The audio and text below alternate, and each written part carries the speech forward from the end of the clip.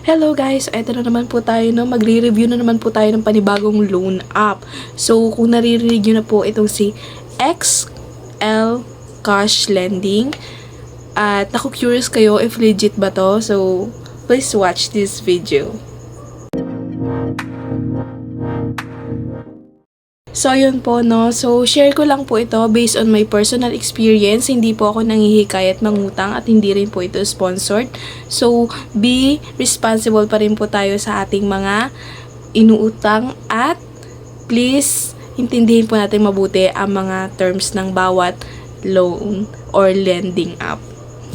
So, ito na nga guys, no? So, habang nag-scroll kasi ako dito sa Facebook, biglang lumabas itong si XL Cash Lending. So, ngayon na-curious po ako at sinearch ko po siya sa list ng mga SEC-registered at yes po, kasama po siya sa SEC-registered.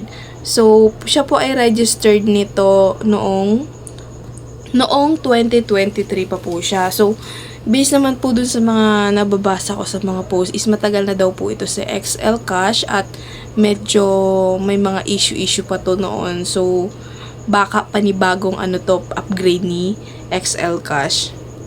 I don't know. Pero yun ang sabi. So, si XL Cash po is legit po siya since nasa SEC register din po siya. So, pwede nyo po siyang i-download sa Google Play or sa App Store if para naman sa mga Apple user.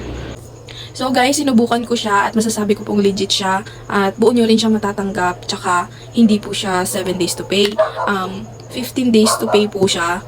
Pero kung pipili, ang nasa akin po kasi is 3 terms. So usually po pag ganun, pag pa-third na is parang wala na rin po yun. So parang 2 terms, ang nakalagay po dun is parang every 15 days. So almost 1 month din po siya. So guys, ang sabi dito, pwede pong hanggang 60,000 daw ang pwede nilang ipahiram. Pero syempre diba, kahit saan namang loan app or lending app, talaga naman nag-start tayo sa maliit lang. So nag-registered po ako. So unang bukas nyo po ng app is, ang lalabas po is yung privacy policy. So mas better if babasahin nyo po muna ng maigi bago po kayo mag-agree para dun kayo if itutuloy nyo ba. And then next po is maglalagin po kayo. Syempre ilalagay po natin yung cellphone number. So ayun nga po, no, hanggang 60,000 pesos po yung pwede daw ipautang. Yun na daw po yung maximum credit amount. So, sabi nga dito is 91 to 180 days yung loan term. Tapos, 0.05% per day ang interest. Per day po yun, ha. So, parang if ever man, in 15 days, nasa 0.15% ang interest niya. So, ito na nga po, no, if mag-apply po kayo, syempre, lalabas po dito yung data collection statement. So, usually naman po, sa mga lending app is, may mga ganito. So, kailangan nyo lang din mag-agree if gusto nyo talagang ituloy, mag-register dito kay XL Cash Lending. So, next po, is, una-una po nilang hihingiin is yung identity verification.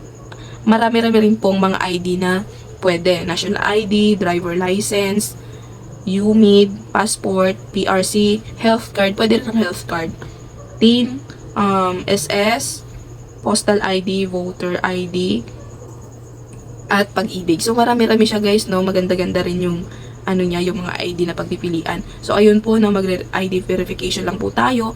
Lalagay lang po tayo ng ID, tsaka mag-i-scan lang po ng face. And then, ang next po neto, eto na po yung sa personal information. Hihingi po sila ng education, marital state, number of credit, email, gender, residential address, address details, yan. At meron din po sa baba na alternate mobile number, yung loan purpose, Facebook account, Viber account. So, sa alternate mobile number naman po is optional, saka yung Facebook optional din, at saka Viber account optional din. So, mas better wag na lang natin ilagay yung mga Facebook account natin, di ba, para mas safe din naman. After po ng personal information is work information naman. So, okay lang din naman po dito sa work information if kahit anong work, pwede nga household kasi wala rin naman po silang hinihingi na mga payslip or anything proof na nag-work ka talaga. So, ayun po sa work information. Yung company address, address details, company phone number, profession, work experience, month salary, at saka yung pay date. So, next naman po is yung contact information. Sa contact information po is marami-rami siyang hinihingi. Lima pong contact information yung kailangan. So, after netong contact information guys, hihingi naman po sila ng account information. So, usually po talaga ginagamit ko is wallet. Sa wallet. So, ilalagay nyo na po din yung wallet, name, middle name, last name, e-wallet account.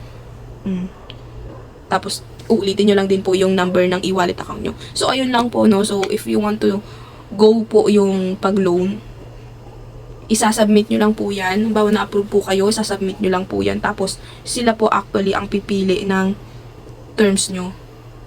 So, legit naman siya guys. Dumating po ng buo yung na-approve sa akin kasi 2K po yung na-approve. Dumating naman po siya ng buo. Wala rin po siyang service fee. So, yun nga po, buo ko siyang na-accept. At kung kukumputin nga yung sa interest, tulad naman po ng sabi doon is 0.05% per day. So, ibig sabihin, nasa 10% po yung interest. So, yes, maano pa rin po siya, malaki pa rin po siya, pero mas okay lang nga lang siya compare sa ibang lending app. So, nasa sa inyo pa rin po if itutuloy nyo, kung kailangan nyo. Pero yun nga, tulad ng sabi ko po, unang approve is mababa po talaga yung ibibigay nila. Halos naman sa karamihan po na loan app. So, kung nakatulong po itong video na to, pa-like and share na lang po, tsaka follow para sa more honest loan app reviews. Comment mo na rin po yung experience nyo po dito sa XL Cash Lending app. So, ayun lang po. Thank you!